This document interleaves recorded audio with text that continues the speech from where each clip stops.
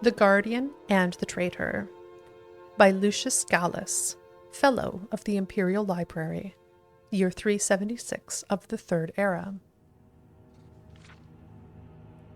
One of the more intriguing legends found on the island of Solstheim is the story of a mythical figure whose name is long forgotten, but whom time remembers as the Traitor.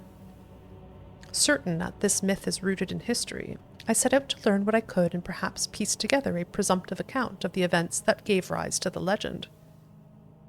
The tale is remembered best by the shamans of the Skull, that unique tribe of Nords whose culture evolved along an entirely divergent path than that of their brethren in Skyrim. I spoke at length to the shaman of Skull Village, a wise and hospitable man named Briger Wintermoon. He described an age long ago when dragons ruled over the whole world and were worshipped as gods by men. Presiding over this cult of dragon worshippers were the dragon priests, powerful mages who could speak the dragon language and call upon the power of the Thum, or voice. According to the legend, one such dragon priest was seduced by a dark spirit named Hermamora, an unmistakable analogue for the Daedric prince Hermaeus Mora.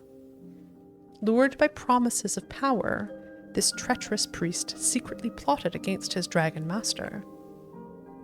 The traitor's plot was discovered by one of his contemporaries, another dragon priest, whom legend named the Guardian. The two fought a mighty battle that lasted for days, each hurling terrible arcane energies and Thum shouts at the other. So great and terrible were the forces unleashed in this contest that Solstheim was torn apart from the mainland of Skyrim. Here, the myth clearly descends into the realm of pure fantasy.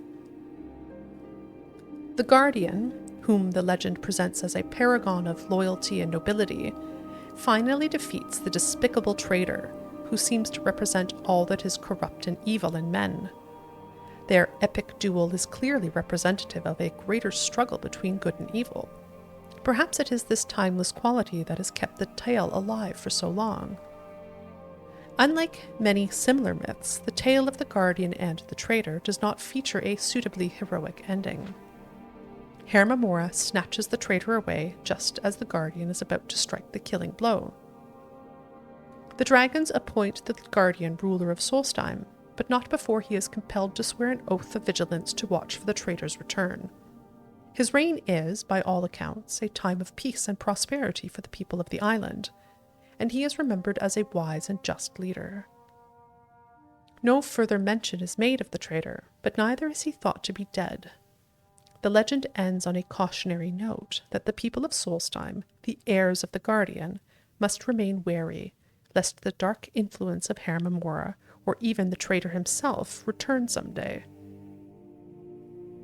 Although no physical clues exist now on Solstheim to suggest the presence of the dragon cult, is it hardly difficult to believe that it might once have flourished here. Perhaps some hidden tomb still waits to be discovered that will tell the truth of the tale. There are other tantalizing clues, though perhaps these connections strain the bonds of credibility.